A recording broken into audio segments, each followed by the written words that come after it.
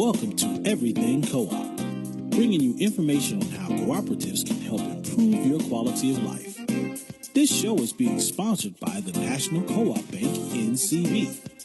The NCB is dedicated to strengthening communities nationwide for the delivery of banking and financial services for the nation's cooperatives, their members, and other socially responsible organizations. For more information on the power of community ownership, visit ncb.coop. That's ncb.coop. Now stay tuned for your host, Vernon Oakes. Good morning, everybody out there. The National Cooperative Bank is sponsoring this program. We talk to you about the benefits of cooperatives and how they work, why they work, which most people do not understand co-ops. As a matter of fact, Chuck Snyder, the president of the National Cooperative Bank, said that perhaps 90% of Americans don't know what a cooperative is. They don't understand it, even though a lot of Americans are members of credit unions and housing co-ops and different kinds of co-ops, but they really don't understand a co-op. And this morning we have Dr. Hoyt on the line with us this morning, who is an educator who can tell us a lot about co-ops. But Ann, could you start off by telling us, well, first off, good morning. Good morning. How are you? I'm great. How did you get involved in teaching about co-ops or get involved with co-ops altogether?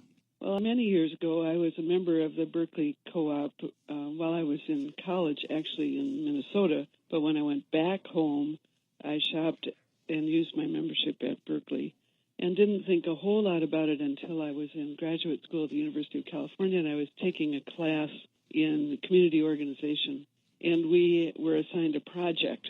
And my project ended up being a consumer cooperative buying club that needed to have someone organize co-ops in low-income communities. So I learned about co-ops there and became inspired about them and wanted to work more with co-ops because of that experience. Buying clubs in low-income communities. Why would that work? What causes buying clubs in low-income communities? What were the benefits? Well, the benefits were that people could buy food and save a great deal of money because we were pre-ordering food. We didn't have a store. And I did my master's thesis on whether or not this mattered. And on average, people were saving 20% on the cost of the food they purchased. It worked in Sacramento, where I was doing this, because a number of small buying groups had gotten together to order everything and process everything on computers. Now, that was back in the days when we had key punch cards, if you remember that. I remember. A long time ago. IBM key punch card, yes. Right, exactly. And what we did was get groups of people together, and they were usually neighbors or friends or maybe members in a church group or had some affiliation. And they would meet once a month and go through this huge catalog of foods that we had available and order full cases. So you had to negotiate with your neighbors how many bottles of ketchup you were going to buy in soup or peanut butter, whatever it was. And then we would send that order into a central processing place, and the food would be delivered about 2 weeks later to a central warehouse. Then people went and picked up the food and took it to somebody's driveway or the church or wherever and divided up the orders for individuals. But because we were doing all that food work ourselves, we were saving significantly on the cost of food, and that's why it worked. And one of the things about it that was so inspiring to me, besides saving that much money for people, was that when they got together to make out their orders, they talked about what was going on in the neighborhood or what their needs were, just chatting like neighbors do. And several additional cooperatives grew out of those food co-ops, particularly babysitting co-ops and things that people needed in that particular community. You know, it's interesting that there is a need for good quality food. And if you buy it in quantity, the larger quantities you buy, and then you don't have the middleman in place like the stores where you can go pick it up. And so people order the food from a distribution center, they bring it in, and then they distribute it. And you save 20% on the value of it. In low-income communities, folks really, as a matter of fact, any community, but particularly low-income communities, you get a big, huge benefits and savings to the family. And then I hear you say, okay, because they came together, they talked, so they're creating community, and they find out what else is needed. And your story right here, very early on in your career, reminds me of Papa Sin, who was in the Hall of Fame, I think last year or year before, from Senegal. And he said that they started a housing co-op out of need in the outskirts of suburbs of Dakar. There was no housing, so they created a housing co-op. And from there, they needed to be people to get back into town to go to work, and the kids had to go into town to go to school. And so they bought buses and started a transportation co-op. And from there, then they wanted, as the suburbs grew, if you will, they needed a school. And so they started a school co-op. And so out of need, they kept creating these co-ops. And he concluded that co-ops are developed to solve a community need. If there's no need for a co-op. And that's exactly what I'm hearing you say here very quickly into the program today out of your experiences in graduate school. Absolutely. And I have said that since I started working with that co-op, that it's not going to work if nobody wants it and if nobody needs it. And I think that as much as we believe in the cooperative way of doing business for probably philosophical or justice reasons, it won't work unless people need it and are committed to it. So you got introduced to co-ops early on in your life. Yes. And congratulations on being inducted into the Hall of Fame. The Co-op Hall of Fame, for everybody out there, is the highest honor you can get if you work in this co-op world. And Dr. Hoyt was honored last Wednesday, inducted into the Hall of Fame. So congratulations. Thank you. So this is how you got started, but when did you decide to make this your life career, particularly education part? Well, I was so inspired by the cooperatives that I was working with in Sacramento that I decided that I would write about them as part of my graduate education, my master's degree. And then during that time, I had been very much involved with food co-ops. This was over a significant period of time. And I was elected as a very unlikely candidate, quite frankly, to serve on the board of the National Consumer Cooperative Bank, it was called in those days. And so I knew a lot of co-op people, and I had finished up my master's degree, and my husband and I had a deal that we would trade off jobs every 3 years. So it was my year to work and his year to choose whatever he wanted to do. And he announced he wanted to go to school in Kansas, which wasn't in my life's plan. So we went to Kansas, and I got a job teaching a family economics course. And the professor said to me, you need to get a PhD if you want to keep your job. So all of a sudden I was in a PhD program I didn't intend to be in. But during that time, and while I was working on my PhD and serving on the bank board, I met many different kinds of co-ops, and I saw the power of co-ops in communities, and I saw the power particularly that co-ops generate for economic justice. And when I got out, finished my degree, there was a job available. This was my PhD then. There was a job available at the University of Wisconsin to do education for cooperatives. And it was the only job I wanted, and the gods must have been smiling on me because it was the job I got, and I thus became involved in co-op education. Wow. That's exciting. It's exciting because I have taught for 12 years. I taught math and marketing. Good for you. With two master's degrees, one in mathematics and another one in master's in business administration with emphasis in marketing. But I didn't hear about co-ops until 20 years ago. And right. I do property management as my full-time business. And I learned by managing co-ops. And I've just been so excited about them. And as I have grew up into the National Association of Housing Co-ops, being their immediate past president, and I learned a lot from a guy named Herb Fisher and Roger Wilcox. Roger's 95 years old now, and Herb is about 87. Mm-hmm. And their passion for co-ops rubbed off on me. And so right now I'm extremely passionate about, and I want to talk to you about this co-ops, the power for justice, but in a minute. But why education? And the reason I'm asking that is because in my family, My mother went back to school and graduated magna cum laude when I was 13, and she was the first one in my family to get a degree. And then there was total encouragement from everybody, particularly my grandfather. Get an education, get an education. He would tell that to me whether he was sober or drunk. And so it was always get an education, get an education. So why did you decide education as your life pursuit, both getting knowledge and then passing that knowledge on?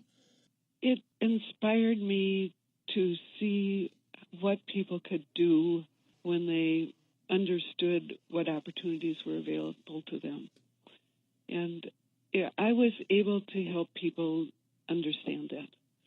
And I think I was able to convey, because I was so passionate about this way of doing business and why it was fair and why it provided opportunities for people throughout the country, that the best place for me to be was to be in education. And, once you get a PhD, a lot of avenues are not open to you anymore because you're overeducated. So being a professor was the natural next step for me, and this particular job was perfect because it was primarily working with University of Wisconsin Extension, which meant doing a lot of outreach to communities and working with a lot of adults, and that's what I did. So it's hard to explain when you have a passion about something. You've done it very well, and that's a wonderful story that you told. But once you have this belief and you know that people have made their lives better, you just want to talk about it. See, I, as an educator, listen, the other side of the story is I never wanted to teach. My mother taught, and I know how hard it was and how little money she got for teaching. So I never wanted to teach, but to keep from going to Vietnam, which I didn't understand that war, still don't quite, I taught middle school. And I got hooked on teaching, particularly with math. When the student didn't know it, didn't want to know it, didn't think they could know it, and when they got it, you could see that light turn on their head. That was tremendous compensation, tremendous. But we have to take a break. We'll come back and talk to you about education, and I really want to talk about this justice that you were talking about. But we'll be right back. Everybody, please don't touch that dial. This is Everything Cooperative. 1450 WOL.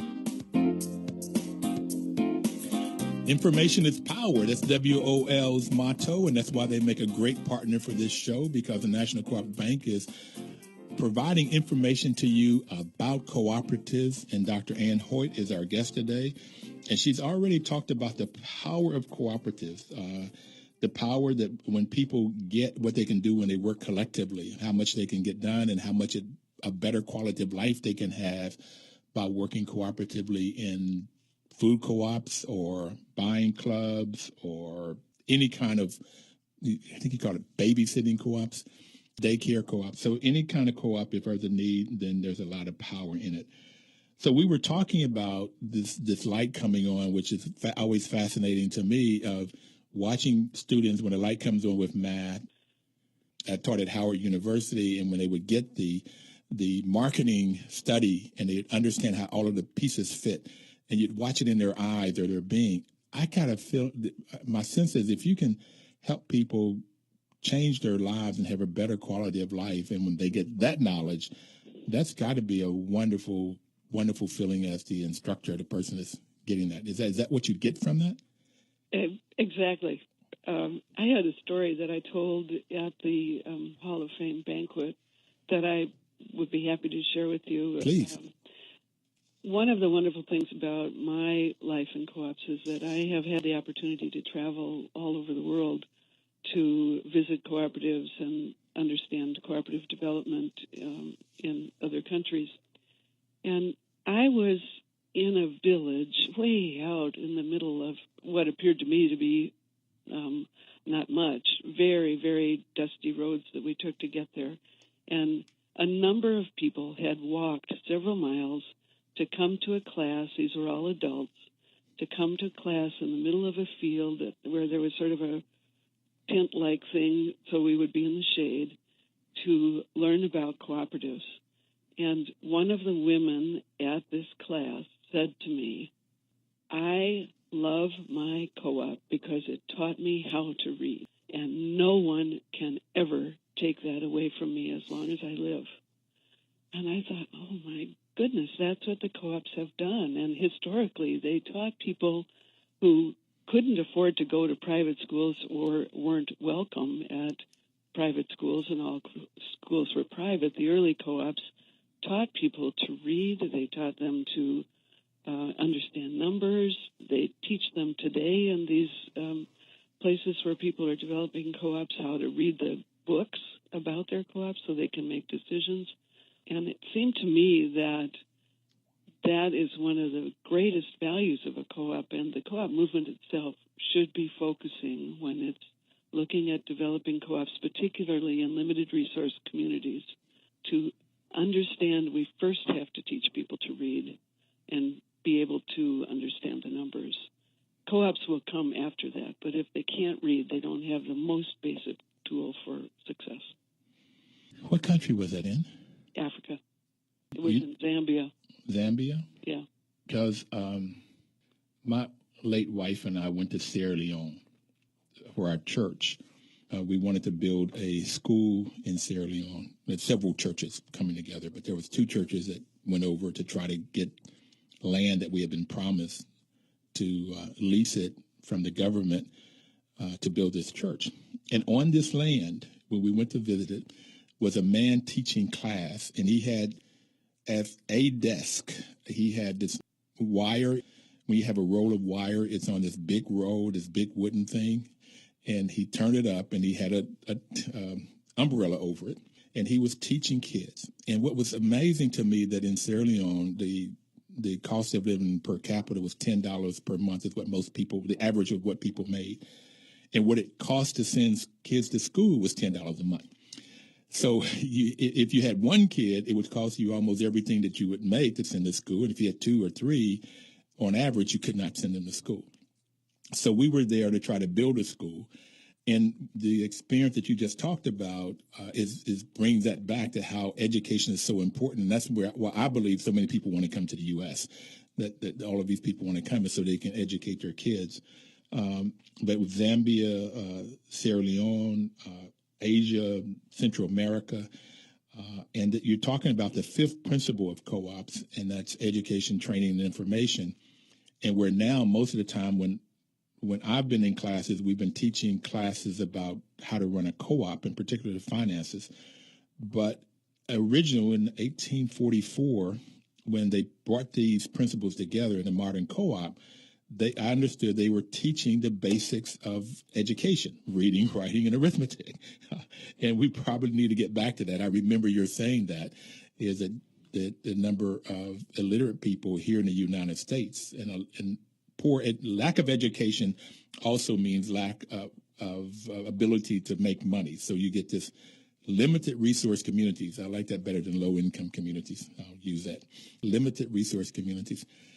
And you deserve, in my mind, for people I see in the Hall of Fame to have gotten that because of what you've done. What are some of the other things that you've learned as you've traveled the world and look at these co-ops and education, and what else have you gotten that you could share with us? Well, if you go back a little ways, I'd be happy to share with you one of the things that I don't think we talk about enough in the co-op community, and that's referring to social justice, and mostly I'm trained as an economist, so economic justice. For me, one of the most inspiring things about a cooperative is not only that it's democratically controlled and we have one member, one vote, but what's even more important to me about it is that because the members own the co-op, if there are profits in the co-op, they're returned to the members. They aren't returned to investors outside of the community. They stay there in the local community. And not only do they go back to people, period, they go back to people based on how much they use the co-op, not on how much money they had to invest in the co-op. So that, to me, it's fundamentally economic democracy. And I think we don't talk about that enough, and we don't talk about how different the world would be if we all received the benefits of a company that we patronized based on how much we used it. And we didn't sort out who gets, the extra money, the profits, based on who has the most money in the first place. So that's really the thing that I think is so important about cooperatives, in addition to that they meet critical needs for people. So that's one of the things I learned as I traveled around. And that's one of the things we talk about on this program. I don't have in front of me, which I normally do, is the 7 principles. Right. So I don't know exactly which one this is, but I think it's I can 3. tell you, actually, because I wrote them down. I thought you might talk about them. And it's the third one, which is called members' economic participation. And members' economic participation goes 2 ways. And when Dame Pauline Green was on the show, she's the president of the International Cooperative Alliance, I was talking about number 3 is that people normally have to put something in order to be in a co-op. And she said, wait, Vernon, wait. You also get something back. It works both ways. And I knew that, but I wasn't talking about it that day. And what you're talking about, and I like, is economic justice. Right. And I call it building wealth. And so that's why it's very, very, very big for me. And I gave a speech about 3 weeks ago in Newark, New Jersey, for a 412-unit housing cooperative that was celebrating their 50th anniversary. And it is a oasis in a desert, and it's on Spruce Street. And my sister, who had lived on Spruce Street in Newark, and not lived on it, but she lived in Newark, and told me that Spruce Street was where they normally had drug crime, lots of crime, prostitution. But this side of where this was just like a really oasis, gated community. And a man walked up to me afterwards, and he said he had never thought about how much wealth he had acquired being in the co-op. He said they had a house before, they couldn't afford it, and they moved into the co-op. They had to get rid of the house. But the cost of the housing was so much less, and he was able to raise 2 children, send them to college, live in a co-op in a safe environment, and he had never thought about that before. But co-ops are a way of creating wealth. There was a study that NCB conducted for a housing co-op in Atlanta called Wildwood. And he said that they got 7.1% return on their investment, but they did not include in there the write-offs that you could get for your portion of the interest and your portion of the property taxes. And it did not include the opportunity cost of, if they lived in an apartment, they would have paid $200 to $300 more for the same unit. So there's tremendous, and that's why he was able to send his kids to college. He wasn't paying as much for housing. So yes, I get it, and I try to talk about it a lot, and we could figure out how we can get this knowledge out more about co-ops, whether it's a credit union, housing co-op, food co-op. There's all kinds of ways. If you can save 20% on your food, buying clubs, you have more money to do more things with, including savings. We have another minute before we have to take another break. So do you have anything in this next minute that you want to say? Or Sure. Just to expand on the kinds of co-ops there are, I can tell you that the first health maintenance organization, HMO, started in this country was started as a co-op by farmers that belonged to a co-op in Oklahoma during the Dust Bowl. And that went on to be the model for all of the HMOs that you know about today. Well, I did not know that. Thank you. We'll be right back. Please don't touch that dial.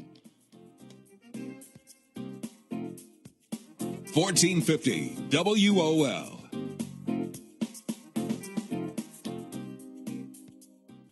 This is Vernon Oakes coming to you this Thursday to talk about everything cooperative, the benefits of cooperatives for you, for your community, for the U.S., and for the world.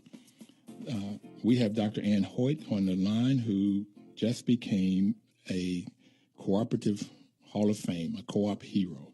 And she is my most recent hero with dedicating her life to educating people the power of cooperatives.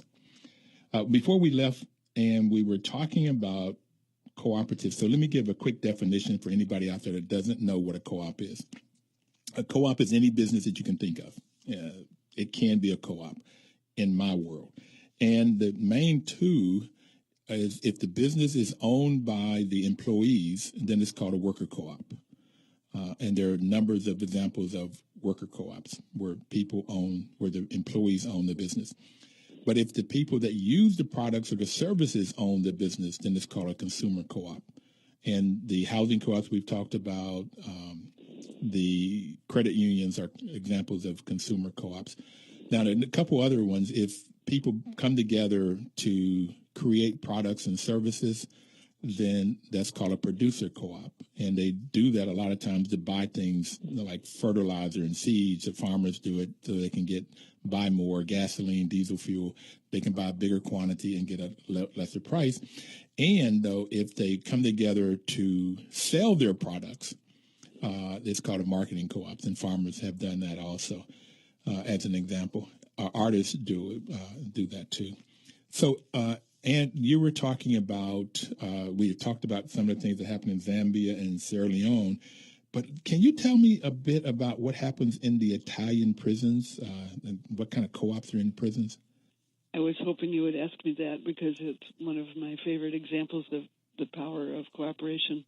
I was lucky enough to be on a tour that visited a wholesale distribution company, wholesale office supply distribution company in Italy. And 30% of the people working in that cooperative were prisoners. And I was just totally taken with that concept and wondered more about it. So I had an opportunity when I was on a sabbatical to visit many of the prison co-ops in Italy. And the one that was most exciting to me was a high-security prison that has a co-op inside the walls of the prison. And prisoners apply to become members. And members of the co-op are both people from outside and inside. And this co-op is one of the most entrepreneurial businesses I've ever experienced. And when I walked in, now you can imagine I'm blonde and female and older, and I wandered in with my escorts and everything and my translator, and everybody understood that I was from the outside, and they had a functioning bakery in this prison complex. And the bakery was part of the co-op, and a number of the bakers, all of whom were inmates, came rushing up to me and started talking like they do in Italy with their hands flying around and loud. And, of course, I don't speak Italian, and so I was sort of left speechless. And my translator finally explained to me that they kept pointing at the wall, and gesturing, and that there was a plaque on the wall, and they had just won the first prize in the International Panettone Contest, which is a baked Italian bread, and they were so excited that their co-op had won this award. The enthusiasm they had and the faith they had in their co-op was irresistible for me. And the way they work is that the Italian government has a law that favors the creation of cooperatives in Italy, and there are people who are very concerned about what happens to an offender once they leave prison, and also what happens to them while they're there, because the conditions in Italian prisons are quite bad. So they started forming these co-ops that work both inside and outside of the prison, depending on the co-op, and provide jobs for people that have committed an offense, and provide them in a way so that the earnings, once you complete your on-the-job training in the co-op, the earnings that the offenders receive, and while they're still in prison, go to a trustee, and they can be used to buy food, because the food in the prisons is bad. They can be used to send money home to their families so that they aren't left destitute without an earner. Or they can be put in a savings account, which earns interest. The result of that is, as you would well understand, it's awesome. Yeah, families are better off when you walk out of the gates, and you're released. You don't I don't know what you get now, but, figuratively, you don't get $25 in a bus ticket. You have a savings account from money that you earned from being paid equal wages on the job to what you would have been paid if, you were working on the outside. But Ann, it's so fascinating because you get knowledge too. You learn how to run a business. Right. So you get the knowledge that we were talking about earlier to how you run a business, and that's the training and everything. So you have a job. But then when you get out, because you're a member of the co-op, you have a job. And one of the reasons that most people end up going back and creating an offense in the U.S. is because they can't find decent employment when they get out.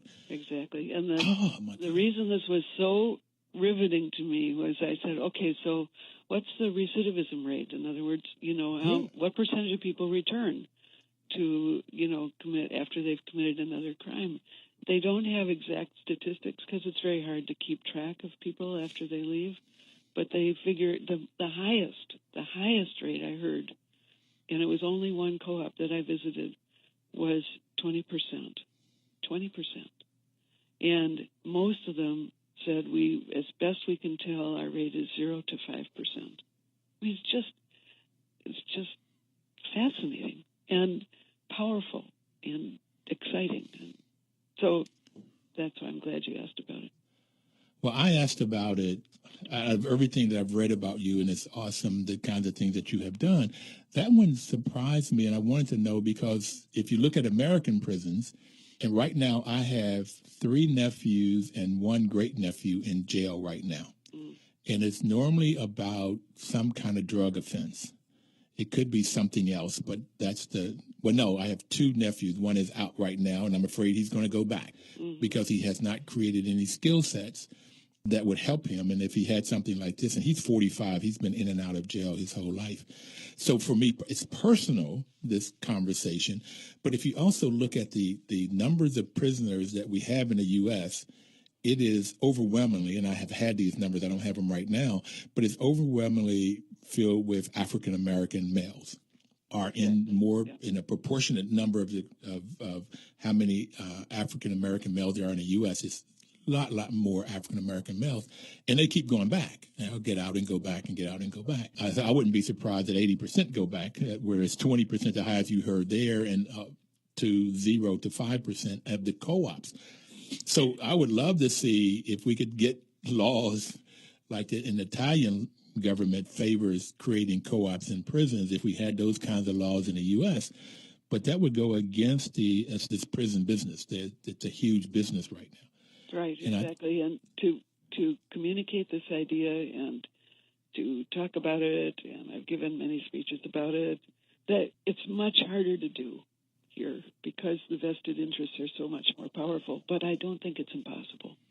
Now, one of the things I can tell you about that HMO in Oklahoma, in talking about impossible, the doctor that had the idea in the first place, when he started organized farmers to be in cooperatively owned HMOs, the Oklahoma Medical Association and the American Medical Association fought it, came down as heavily as they could on him, and he kept going and he kept going. And so I think that there's stories throughout the cooperative movement about people that kept working on this idea and were successful. So not that I'm ready at this point in my life to take on the prison industrial complex, but I do think that there are models in the country for different ways that we can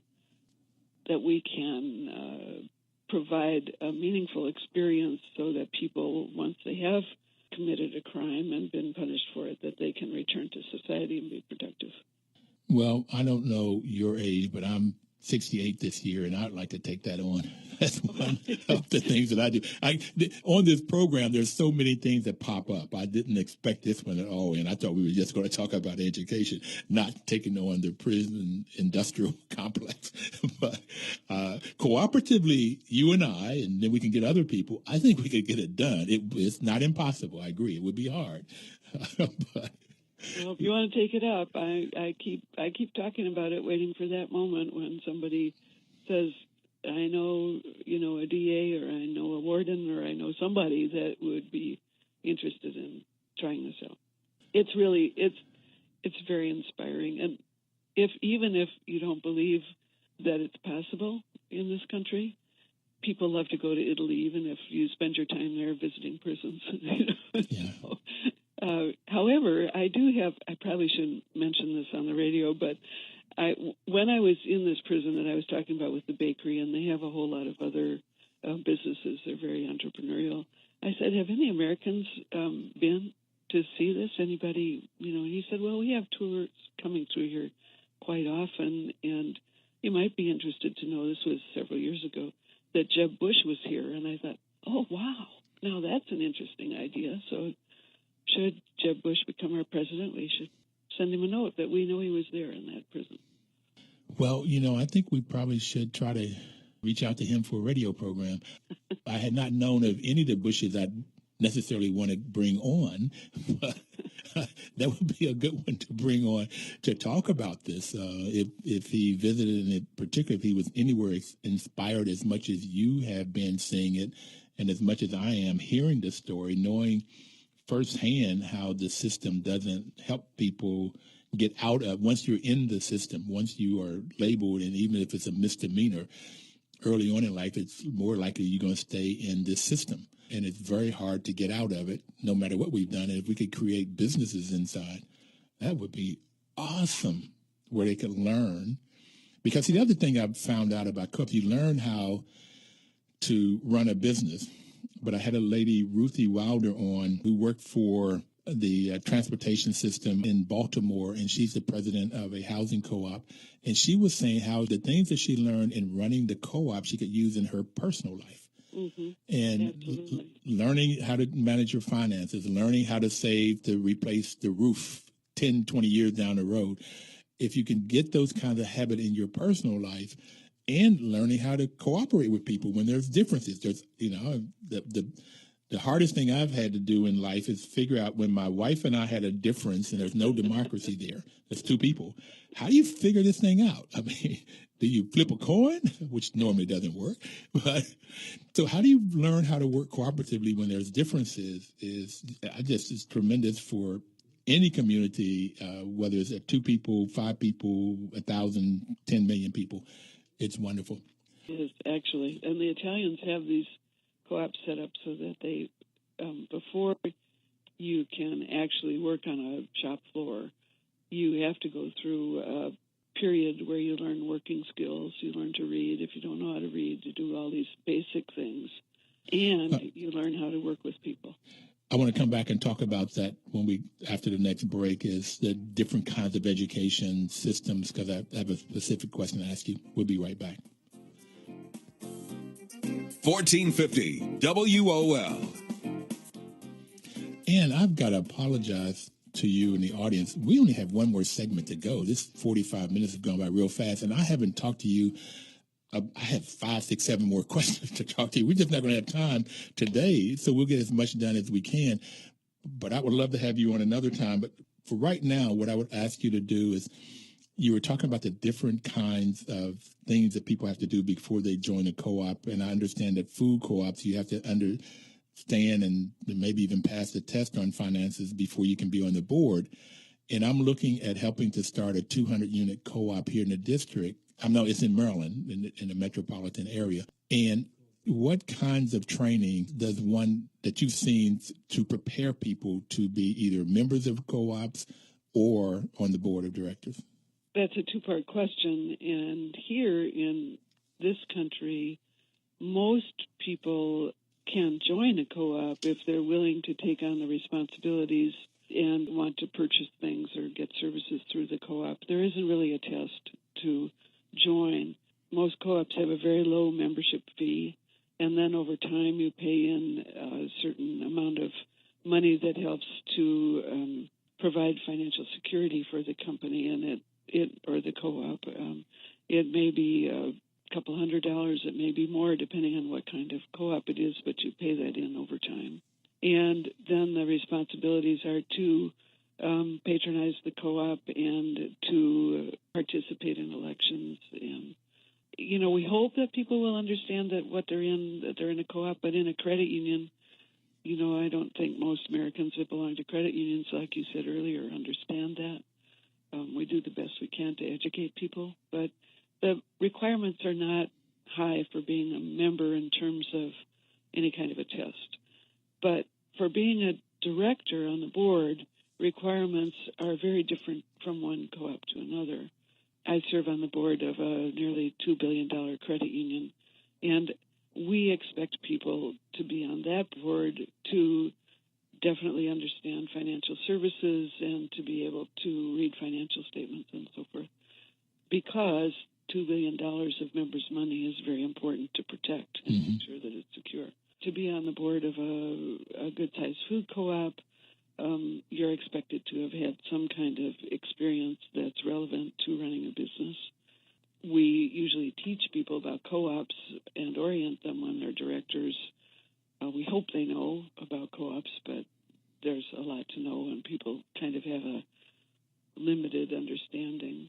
One of the things I've done quite a bit is train directors of cooperatives in all kinds of cooperatives, and I developed methods and tools to train people. And most of that has been training them what it means to be a director, what basic director responsibilities are, what a co-op is and what this particular co-op is about, how to work together on a board, and just general governance processes. And one of the things I think cooperatives contribute to the country, any country, is people who are trained in democratic governance, the people on boards of directors. And oftentimes directors go on to serve in public office, serve on other boards in their communities. And I think it's a very important role that co-ops play that isn't publicized enough, that we are educating people to be strong partners in a democratic system. Boy, you said a mouthful. That is awesome. You're supposed to get that from an educator. We want you to think about this for maybe 10 minutes after you heard it.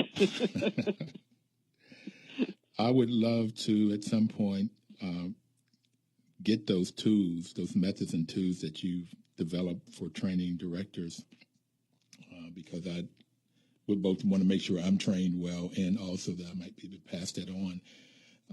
Then the other, you mentioned food co-ops a lot. That what is your history with food? I know you came out of the buying clubs, but what else have you done with the food co-ops?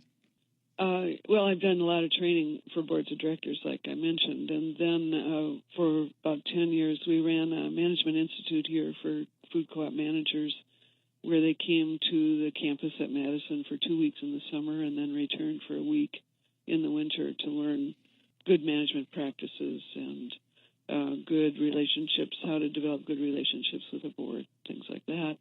And then for 25 years, I was the person who designed and directed the National Conference for Retail Food Cooperatives, and had a wonderful opportunity there to be the educator behind the scenes by designing a conference that was just enough ahead of people, to inspire them to move forward and think creatively about the industry and about co-ops, but not so far forward that they were not interested.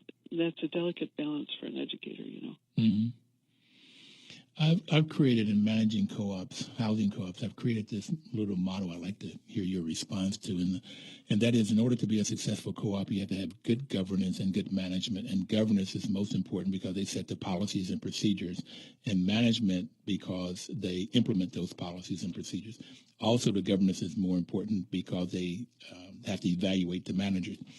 And the part of good, I decided or describe it as, in order to be good, you have to have knowledge and integrity. Yes. And of the two, integrity is more important because I have a 16-member co-op, housing co-op of seniors. They don't have a lot of knowledge. They have common sense, or mother wit, we used to call, but they have integrity to the documents, integrity to the laws of the land, and they hold everybody accountable and they treat everybody the same. What do you think about that model and what you've learned and taught? I think it's great. Sounds good. I wish I'd used it myself. Okay, you got it. Go forward. Yeah, go forward with it.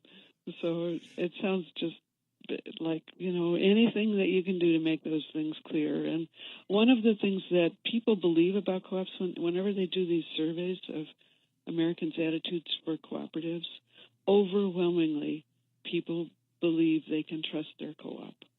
And they can trust their co-op because it's people like them meeting a need that everybody has in common. And, there isn't the ethic within the business, usually. I'm not saying this is always true, but most often the ethic is to focus on members' needs.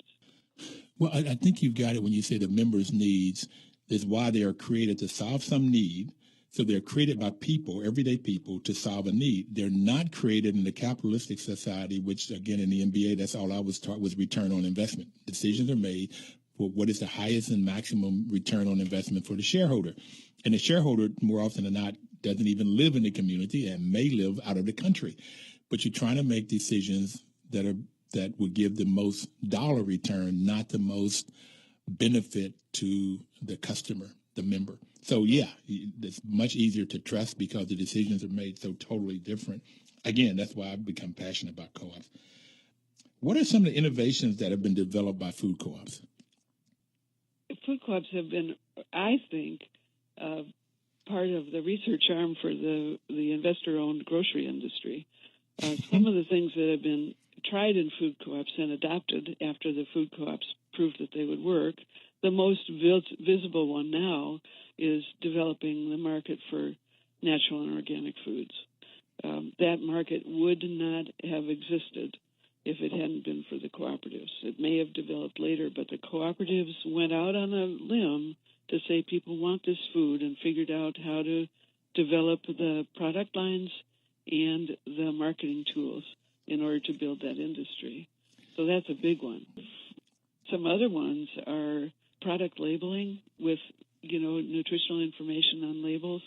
That was developed by food co-ops.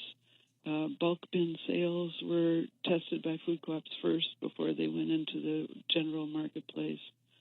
Education, all kinds of education opportunities. You see a lot of stores that provide teaching classes and things like that. Co-ops have been doing that from day one because of the education principle in the co-ops. I already told you about the healthcare organizations and HMOs. The model itself was developed by people from co-ops. One of the things that I can tell you, today I'm going to find out whether I have been elected to serve on the board of our local health maintenance organization, the Group Health Cooperative of South Central Wisconsin. Mm-hmm.